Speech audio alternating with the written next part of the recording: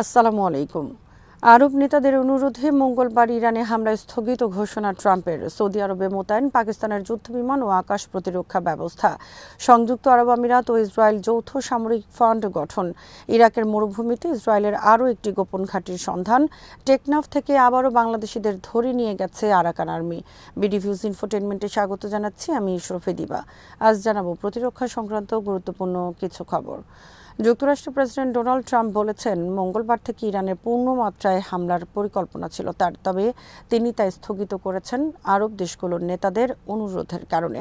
ব্যক্তিগত সামাজিক যোগাযোগ মাধ্যমে দেয়া এক পোস্টে ট্রাম্প লিখেছেন, কাতার, সৌদি আরব এবং সংযুক্ত আরব আমিরাতের নেতারা আমাকে অনুরোধ করেছেন ইরানে পুনরায় হামলা না করার জন্য। তারা আমাকে জানিয়েছেন তারা যুদ্ধবন্ধে ইরানের সঙ্গে সিরিয়াস আলোচনা চালিয়ে যাচ্ছেন। তারা এমন একটি প্রস্তাব তৈরি করার চেষ্টা করছেন যা আমরা মেনে নিতে পারব। নতুন এ প্রস্তাব অনুযায়ী ইরানের হাতে কোনো পারমাণবিক অস্ত্র থাকবে না। তাই আমি আরব নেতাদের অনুরোধ মেনে মঙ্গলবারের হামলা স্থগিত করলাম। কিন্তু আমি আমার আর্মিকে বলেছি যে কোনো মুহূর্তে ইরানের বিরুদ্ধে সর্বাত্মক হামলার জন্য প্রস্তুত থাকতে। যদি ইরান গ্রহণযোগ্য কোনো প্রস্তাব না দেয় এবং শান্তি চুক্তি সম্ভব না হয়, তাহলে ইরানকে কঠিন শাস্তি পেতে হবে।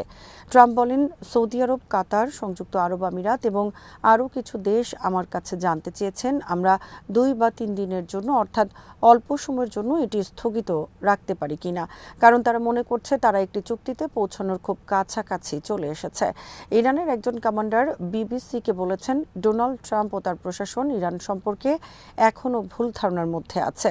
তারা যদি আবার ইরানে হামলা চালায়, তাহলে ইরান এর এমন জবাব দেবে যাতে তাদের সেই ভুল ধারণা ভেঙে যায়। নিউ ইয়র্ক টাইমস ও সিএনএন পরিচালিত এক জরিপে বলা হয়েছে, যুক্তরাষ্ট্রের 64% মানুষ মনে করে ইরানের যুক্তরাষ্ট্রের আক্রমণ সঠিক হয়নি। জরিপে অংশ নেওয়া মাত্র 37% উত্তরদাতা জানিয়েছেন তারা প্রেসিডেন্ট হিসেবে ডোনাল্ড ট্রাম্পের কাজে খুশি, বাকিরা অখুশি। জরিপ রিপোর্ট উল্লেখ করে বিবিসি লিখেছে, ট্রাম্প ইরানে হামলা না করার বিষয়ে ব্যাপক চাপে আছেন এবং তিনি আরব নেতাদের অনুরোধ মেনে নিতে বাধ্য হয়েছেন। চলমান ইরান যুদ্ধের প্রভাবে আরও কাছাকাছি এসেছে সংযুক্ত আরব আমিরাত এবং ইসরায়েল। তারা যৌথভাবে একটি বিশেষ প্রতিরক্ষা তহবিল গঠন করেছে। এই তহবিলের মূল উদ্দেশ্য হল 2 দেশের সামরিক সক্ষমতা বৃদ্ধি এবং যৌথভাবে আধুনিক প্রতিরক্ষা সরঞ্জাম ও প্রযুক্তি ক্রয় করা। বর্তমান ও সাবেক 2 আমেরিকান কর্মকর্তার বরাতে রোববার এই খবর প্রকাশ করেছে মিডল ইস্ট আই। নাম প্রকাশ না করার শর্তে একজন বর্তমান মার্কিন কর্মকর্তা জানিয়েছেন, এই নতুন প্রতিরক্ষা অংশীদারিত্বের আওতায় 2 দেশ যৌথভাবে অস্ত্র ক্রয় করবে। এর পাশাপাশি ইসরায়েলের বিমান প্রতিরক্ষা ব্যবস্থার প্রযুক্তিগত উন্নয়নেও বড় অঙ্কের অর্থায়ন করতে পারে সংযুক্ত আরব আমিরাত। সূত্রটি জানায়, আমেরিকা, ইসরায়েল ও ইরান যুদ্ধ চলাকালীন ইসরায়েলি প্রধানমন্ত্রী বেনিয়ামিন নেতানিয়াহুর সংযুক্ত আরব আমিরাত সফরের সময় এই চুক্তিটি করা হয়েছে। নেতানিয়াহুর কার্যালয় থেকে এই সফরের বিষয়ে আনুষ্ঠানিক বিবৃতি দেওয়া হলেও আবুধাবি তা ন্যাক্কারজনকভাবে অস্বীকার করেছে। চুক্তিটির বিষয়ে অবগত সাবেক এক আমেরিকান কর্মকর্তা জানিয়েছেন, এই তহবিলে বিশাল অঙ্কের অর্থ বরাদ্দ করা হয়েছে এবং এর পরিধি কেবল বিমান প্রতিরক্ষা ব্যবস্থার মধ্যেই সীমাবদ্ধ থাকবে না। তেল আবিব ভিত্তিক think tank Institute for National Security স্টাডিজের উপসাগরীয় অঞ্চলের গবেষক ইয়োয়েল গুজান্সকি মিডল ইস্ট আইকে বলেন, ইউএই ইসরায়েল সম্পর্ক এখন ইতিহাসের সেরা অবস্থানে রয়েছে। কোনো আরব দেশের সঙ্গে ইসরায়েলের এত ঘনিষ্ঠ সহযোগিতা আগে কখনো হয়নি। ইরান যুদ্ধ চলাকালীন ইসরায়েল তার আয়রন ডোম বিমান প্রতিরক্ষা ব্যবস্থা এবং সেনা মোতায়েন করে আমিরাতে। সৌদি আরবে HQ-9 আকাশ প্রতিরক্ষা ব্যবস্থা সহ যুদ্ধ বিমান মোতায়েন করেছে পাকিস্তান। বার্তা সংস্থা রয়টার্সের খবরে বলা হয়েছে, প্রায় 16টি F-17 যুদ্ধ বিমান, 2টি ড্রোন স্কোয়াড্রন এবং একটি চীনা HQ-9 আকাশ প্রতিরক্ষা ব্যবস্থা মোতায়েন করা হয়েছে। 2025 সালের সেপ্টেম্বরে 2 দেশের মধ্যে স্বাক্ষরিত কৌশলগত পারস্পরিক প্রতিরক্ষা চুক্তির অধীনে এই পদক্ষেপ নেওয়া হয়েছে।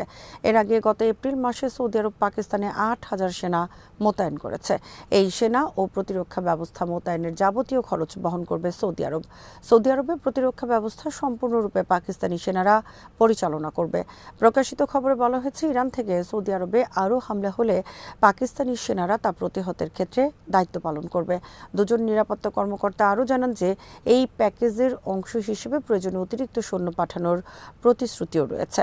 প্রকাশিত খবরে বলা হয়েছে, সেপ্টেম্বরের প্রতিরক্ষা চুক্তি অনুযায়ী পাকিস্তান সৌদি আরব আরবে ৮০,০০০ পর্যন্ত সেনা পাঠাতে পারবে সৌদি আরবের নিরাপত্তায়। রয়টার্সের খবরে বলা হয়েছে, সৌদি আরবের এখন প্রধান আকাশ প্রতিরক্ষা ব্যবস্থা পাকিস্তানের JF-17 ফাইটার জেট। এছাড়া HQ-9 সিস্টেমটি মাঝারি থেকে দীর্ঘ পাল্লার আকাশ প্রতিরক্ষা ব্যবস্থা দিয়ে থাকে।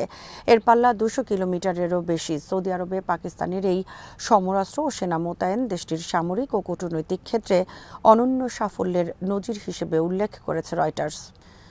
ইরাকের মরুভূমিতে ইসরায়েলের আরও একটি গোপন সামরিক ঘাঁটির সন্ধান পাওয়া গেছে।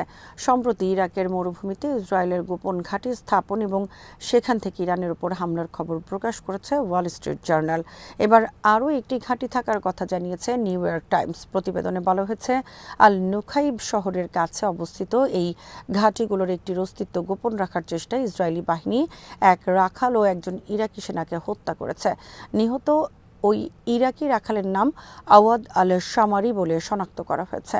আঞ্চলিক কর্মকর্তাদের বরাত দিয়ে নিউ ইয়র্ক টাইমস জানিয়েছে, এই ঘাঁটি ইরান ও যুক্তরাষ্ট্রের মধ্যকার চলমান যুদ্ধের আগেই তৈরি করা হয়েছিল এবং গত বছরের জুনে ইরানের বিরুদ্ধে চলা ১২ দিনের যুদ্ধে এটি ব্যবহার করা হয়।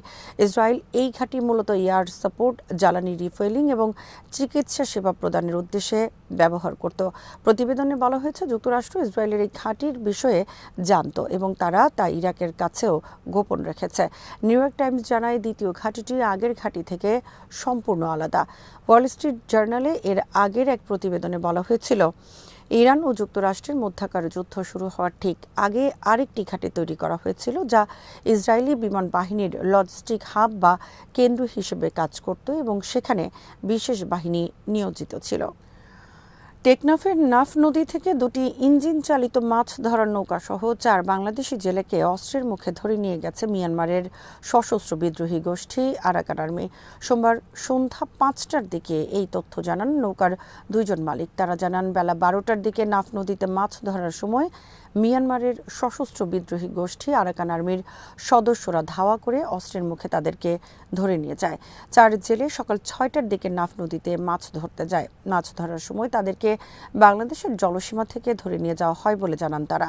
সম্প্রতি প্রায়ই ঘটছে এ ধরনের ঘটনা। বাংলাদেশের পানির সীমায় প্রবেশ করে বিদ্রোহী আরাকান আর্মির লোকজন নিয়মিত ধরে নিয়ে যাচ্ছে বাংলাদেশি জেলেদের। এসব ঘটনায় প্রশ্ন উঠেছে বাংলাদেশের কোস্টগার্ডের ভূমিকা নিয়ে। প্রশ্ন উঠেছে, একটি স্বাধীন দেশের কোস্টগার্ড কি এতই দুর্বল যে অপর একটি দেশের বিদ্রোহী বাহিনী দিনের পর দিন এ ধরনের ঘটনা ঘটাচ্ছে, কিন্তু তারপরও কোনো পদক্ষেপ নেওয়া হচ্ছে না বাংলাদেশি জেলেদের নিরাপত্তায়? মিয়ানমার আর্মি ও আরাকান আর্মি যা করছে তা বাংলাদেশের স্বাধীনতা সার্বভৌমত্বের প্রতি নগ্ন হস্তক্ষেপ ছাড়া আর কিছুই নয়। আজ এখানেই শেষ করছি। সমরাস্ত্র প্রতিরক্ষা ও কূটনীতির নানা তথ্য জানতে চোখ রাখুন বিডি ভিউজ ইনফোটেইনমেন্টে। চ্যানেলটি ভালো লাগলে সাবস্ক্রাইব করুন, সংযুক্ত থাকুন আমাদের ফেসবুক পেজে। আল্লাহ হাফেজ।